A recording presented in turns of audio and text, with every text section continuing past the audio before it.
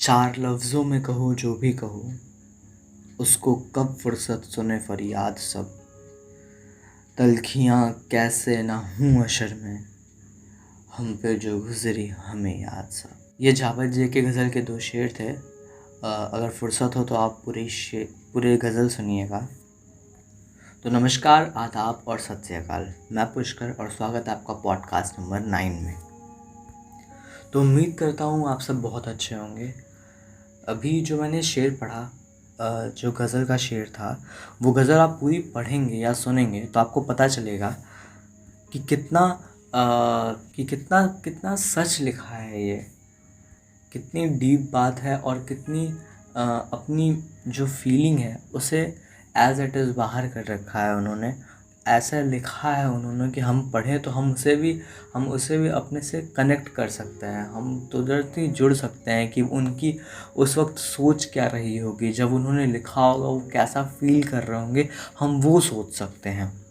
तो आज हम इसी के बारे में बात करेंगे आगे कि हम जो लिखते हैं उसमें हम अपनी फीलिंग को या हमारी फीलिंग जो होती है वो कितनी इन्वॉल्व होती है, जो हमारी भावनाएं होती हैं अंदर की, वो कितनी ज़्यादा इन्वॉल्व होती हैं लिखने में। चाहे वो कोई कविता हो, गाना हो, गज़ल हो, शेर हो या कुछ भी हो। तो राइटर तो हम सभी हैं। अगर हमें कोई पोस्ट करनी हो सोशल मीडियाज़ पे, कहीं पे भी, फेसबुक पे, इंस्टाग्राम पे, व्हाट्सएप पे भी कुछ अगर लगाना हो, कुछ लिखना हो, डालना हो, तो हम अपने खुद से लिखते हैं और वो हम अपलोड करते हैं। और आप गौर करिएगा एक बार, जहाँ आपकी फीलिंग इन्वॉल्व होती है, जहाँ आप उससे जुड़े होते हैं, आपकी भावनाएं वहाँ जुड़ी होती हैं, वहाँ आप अच्छा लिखते हैं। चाहे वो 4 लाइन की कोई इंग्लिश में कुछ शब्द ही लिखने हो, चाहे किसी दोस्त को बर्थडे के लिए विश ही क्यों ना कर रहा हो, पर अगर वहाँ पे आपकी फीलिंग इन्वॉल्व है तो आप कमाल लिखते हैं। ये आप एक बार गौर करिएगा खुद से भी। और बात रही जहाँ फीलिंग की, वहाँ पंजाबी के आप गाने के दे सकते हैं। जो पंजाबी गाने हैं वो इतने सारे फेमस क्यों हैं? क्योंकि ज़्यादातर पंजाबी गानों में सिर्फ़ और सिर्फ फीलिंग्स इन्वॉल्व हैं। हम उनसे कनेक्ट हो जाते हैं। वो जो लिखे जाते हैं, जिस हिसाब से लिखे जाते हैं, हम कहीं ना कहीं वो फीलिंग को महसूस कर सकते हैं। या तो हम जो महसूस करते हैं वो हम शायद लिख नहीं पाते, उतने अच्छे तरीके से बता नहीं पाते, पर वो पंजाबी गाने बताते हैं, कहते हैं हमें, जिससे हम पूरा कनेक्ट हो जाते हैं। जैसे कि दुनिया में लोग सच्चा प्यार भूल जाते हैं, मुझसे तेरा झूठा प्यार नहीं भूलता। बात तो वही है, फील सब वही करते हैं, पर इन्होंने गाने के माध्यम से बताया हमें, कहा हमें वही चीज़ें, बस एक बार कह दी। लिखा किसी ने, सोचा किसी ने। तो बस जहाँ फीलिंग्स इन्वॉल्व होती हैं वहाँ सब के सब कनेक्ट होते हैं, आप खुद ही नहीं होते हैं।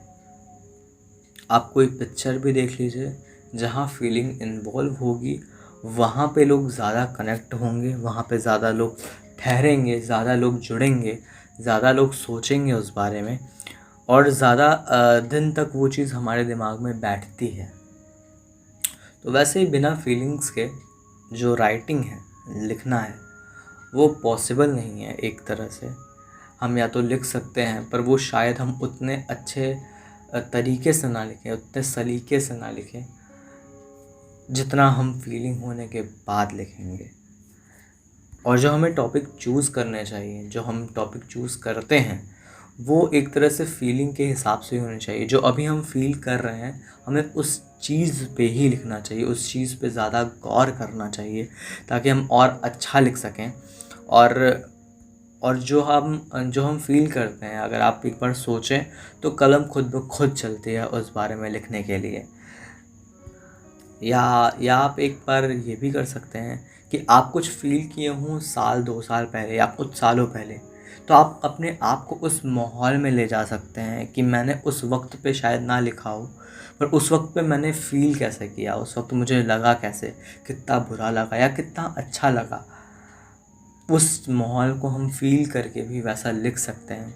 जैसा अभी कई लोग स्कूल्स के बारे में लिखते हैं, दोस्ती के बारे में लिखते हैं। जब वो लिखते हैं तो वो सोचते हैं कि मैं स्कूल में जब था तो कैसा था, जब मैं निकल रहा था तो कैसा था। तो जो हम फील कर चुके हैं हम वही लिख सकते हैं। जो इंसान कभी स्कूल गया नहीं, कॉलेज गया नहीं, वो कॉलेज के बारे में लिख नहीं सकता। और फीलिंग्स जो होती हैं वो अगर बनावटी ना हो तो ही अच्छा है। फीलिंग्स बनावटी होती हैं, वो पता चलता है, दिखता है। यहाँ पे मुझे एक मूवी याद आ रही है, रॉक स्टार, शायद आपने देखी हो। तो उस मूवी में एकदम, अगर नहीं देखी तो आप ज़रूर देखिएगा एक बार, कि रॉक स्टार मूवी अगर आप देखेंगे तो आपको पता चलेगा कि वो जब बनावटी फीलिंग थी, जब बनावटी फीलिंग थी रणबीर कपूर की, तो उतने अच्छे तरीके से वो गाने बनाने की कोशिश करता रहा। पर उसमें बताया भी यही गया है पूरी पिक्चर में कि फीलिंग्स जब तक ओरिजिनल नहीं होती तब तक वो गाने नहीं निकलते, तब तक वो दर्द नहीं निकलता है।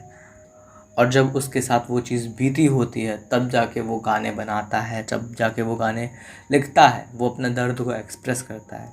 हालांकि वो एक मूवी थी, पर उस मूवी में जो सीख थी, जो बातें थी, वो असल ज़िंदगी से बिल्कुल मेल खाती हैं। तो आप जो फील कर रहे हैं उसके बारे में सोचें और उस फीलिंग को और फील करें और बहुत गहराई में जाएं उसके। और फिर आप देखेंगे कि आप जो लिखते हैं या शब्दों का आप चयन करते हैं या जो भी आप सोच रहे हैं उसे लिखने के लिए आप उसे और सुंदर बनाने की कोशिश करेंगे और अच्छा करने की कोशिश करेंगे। और जब भी आप लिखेंगे, कहीं ना कहीं जो आपके सबकॉन्शियस में जो कभी ना कभी आपके बैठा होगा, जो कभी ना कभी रहा होगा, जो कभी आपने एक्सप्रेस नहीं किया होगा, वो फीलिंग भी आएगी, वो शब्द आएंगे कभी जो आपने पढ़ा होगा, वो चीज़ें आएंगी और आपके सामने आप लिखते चले जाएंगे। और फीलिंग सिर्फ प्यार मोहब्बत की नहीं हो सकती, वो हर एक चीज़ की है। दोस्तों के लिए हो सकती है, अब आपका जो शहर है, अपने शहर से हो सकती है, शायद ज़िंदगी में जो आपको बीत रहा है उसके लिए जो फीलिंग है वो हो सकती है, शायद अपने घर से दूर हो उस घर की फीलिंग हो सकती है, मम्मी पापा माँ बाप की फीलिंग हो सकती है, भाई बहन की फीलिंग हो सकती है। तो जो फील होता है, या दोस्तों के लिए भी जो हम फील करते हैं उस वक्त पे, या कुछ उन्होंने कह दिया वो बुरा लगा या अच्छा लगा, कोई अच्छा काम किया उन्होंने, तो उस हिसाब से जो हम फील कर रहे होते हैं, जो हम महसूस कर रहे होते हैं, जो हमारी भावनाएं होती हैं, वो बहुत ज़्यादा हाई लेवल की होती हैं। जो उसकी एनर्जी होती है, जो उसकी वाइब होती है, बहुत ज़्यादा होती है। और उस वक्त पे अगर आप लिखते हैं तो वो कमाल होता है। और अगर आप ये सोचते हैं कि जो चीज़ आप पहले फ़ील कर चुके हैं उसे लिखें, तो पहले 15-20 मिनट उसे कोई कंडीशनिंग करें। कई लोग होते हैं जो गाने लिखते हैं, जो बड़े राइटर्स होते हैं, वो उस कंडीशनिंग में जाने के लिए कई कई महीने लगाते हैं कि उस माहौल में मैं घुस जाऊँ, उस माहौल में मैं रहूँ, उस चीज़ को फ़ील करूँ, दर्द को फ़ील करूँ और उसके बाद मैं कुछ लिखूँ। जैसे कि एक शेर है अल-ए अहमद सुरूर का, शायद मैंने नाम सही लिया उनका। तो उनका एक शेर है कि हम जिसके हो गए वो हमारा ना हो सका, हम जिसके हो गए वो हमारा ना हो सका, यूं भी हुआ हिसाब बराबर कभी कभी। तो इस बात में कितनी गहराई है, कितनी सच्चाई है और कितनी सारी फीलिंग्स इन्वॉल्व है सिर्फ इस 2 लाइन में। तो आप सोचिए, समझिए और आप जानेंगे जब आपकी फीलिंग इन्वॉल्व होगी और आप गौर करेंगे, ज़रूर करेंगे, जब आप देखेंगे कि जब आपकी फीलिंग इन्वॉल्व होगी तो वो कुछ अलग ही होगा, वो कुछ अलग ही बात होगी। आप कुछ अलग लिखेंगे, कुछ हट कर लिखेंगे जो आप खुद ने सोचा नहीं होगा। तो मिलते हैं फिर एक और पॉडकास्ट में, तब तक के लिए शब्बा खैर, गुड बाय और अपना ध्यान रखें।